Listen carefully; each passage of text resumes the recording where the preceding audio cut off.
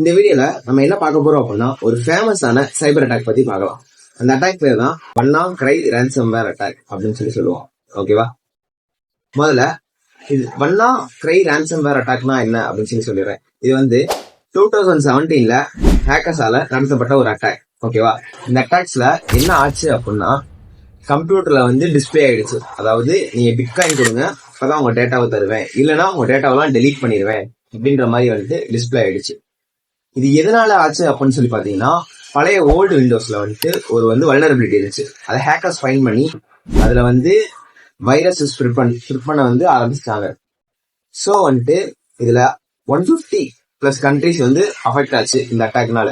மெயினா யூகேல பாத்தீங்க அப்படின்னா கிட்டத்தட்ட நிறைய ஹாஸ்பிட்டல்ஸ் வந்து இதனால ஒர்க் ஆகாம போயிடுச்சு. பேஷண்ட்டுக்கு கிட்டத்தட்ட அதோட லைஃப் அவங்க போற மாதிரி வந்து இந்த அட்டாக் வந்து அவங்கள வந்து இதாயிடுச்சு. ஓகேவா?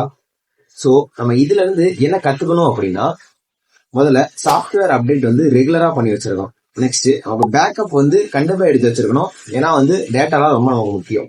நெக்ஸ்ட் மூணாவது என்ன அப்படின்னா நம்ம வந்து ஃபயர்வால், ஆன்டிவைரஸ் அந்த மாதிரி நெட்வொர்க் செக்யூரிட்டியில ஸ்ட்ராங்கா இருக்கணும். இந்த மாதிரி இருந்தா அவ்வளவு சீக்கிரம் நமக்கு வந்து அட்டாக் நடக்காது. For more contents follow our page.